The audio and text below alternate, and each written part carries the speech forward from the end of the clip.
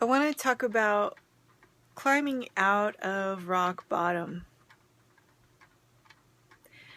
This is a lot harder for me to talk about on video than it has been in my blogs, but I wanted to try. The year 2006 was it for me. It was, to date, still is, the worst flare that I've had, and it was prior to diagnosis. I did not know that I had lupus. I didn't really know anything about the condition.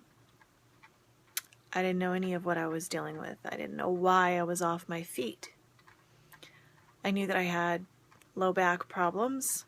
I didn't know I had osteoarthritis, degenerative disc disease, any of that. As of my last x-rays, which has been a while, I have degeneration and spurring at L3 through 5 and S1 and S2.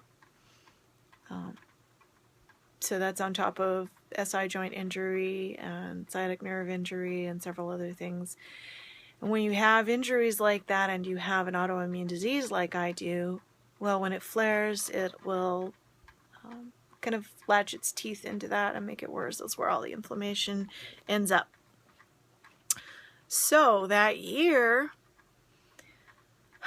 in spite of my ability to tolerate quite a bit of pain and push through, I was down to the point where sheer hate and adrenaline wasn't enough. My nerves and muscles wouldn't respond. I couldn't walk, I couldn't stand up most of the year. I probably should have had a wheelchair, but I was in so much pain and so doped up at that point that I could no longer advocate for myself, dealing with the doctors.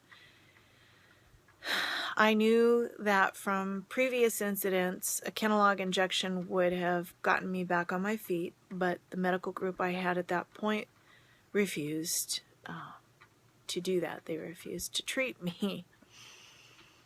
They never ran any labs, so there was no evidence of inflammatory markers, no further investigation. All they did was hand me pills. I had some physical therapy. I can't say that it was appropriate or sufficient because in more recent years I've had very good PT at a sports medicine place and they helped me quite a bit. But that point, the medication was keeping me from screaming and keeping me from doing something more desperate. Anybody who's been through that level of pain understands what I'm saying. So, I wish that I could reconnect with the memory of what really was the turning point right there, because I remember detoxing from the pain meds 1 month prior and being told, I can tell that you're still in legitimate pain, you need to take a pill. And I cried about it, but I went back on it because I couldn't function. And I know that it was about 1 month later that I detoxed from it again, and I never took that particular medication again. The only thing I can tell you is that I hit a point where I said the unthinkable thing that we all end up saying if we're there long enough. Why me? Now I had someone in my life that has been through that and worse, thankfully, for the situation, not because they've been through it, but I had that sounding board, and the response was, why not you? Now, that's not a mean thing to say. It's the truth. You know, we all want to think that there's something about the way we live our lives that should make us exempt, but tragic things happen, and they happen to good people. This is just a part of my path. And in all honesty, I'm okay with it in my life. I mean, I've had chronic illness since childhood.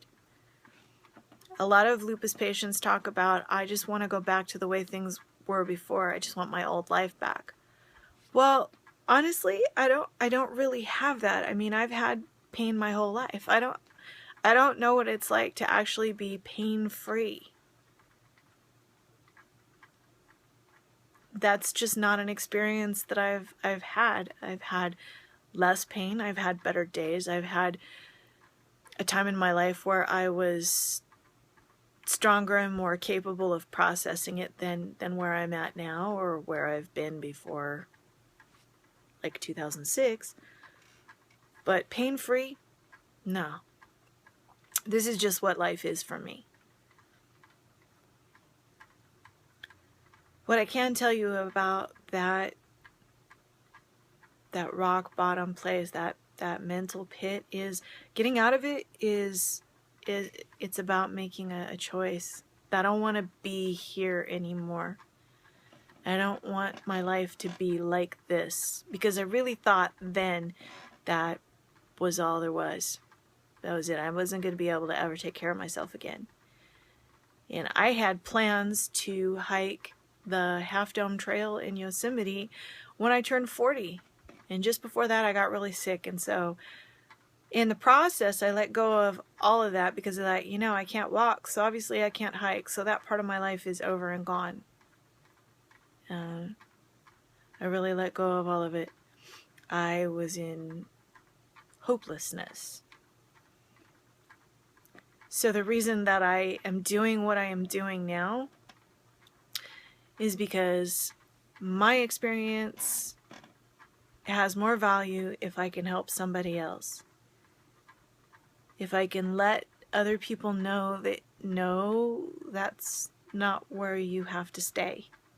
Yes, you do have a choice.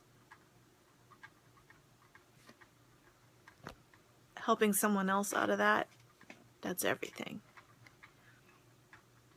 Because it's really, really easy to wallow. It's so easy to stay there. And intractable pain, people die that way. I lost someone several months ago. And that was really hard for me, because I've been there.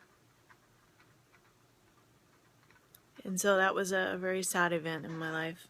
And it's recent and it's fresh. So it's emotional. But what I want to say that I'm really thankful for is some new friends in my life that have been very encouraging and accepting. One that has welcomed me back into a circle that I've kind of been in and out of over the years because of various circumstances. And one that I've just met that I want to get to know and really be able to call a friend. And without naming names, I just want to say thank you, because you reminded me about this really being the only battleground, about visualizing where you want to be at. That's not something that I'm unfamiliar with, but sometimes you need reminders. So just thank you. I appreciate you. I want you to know that.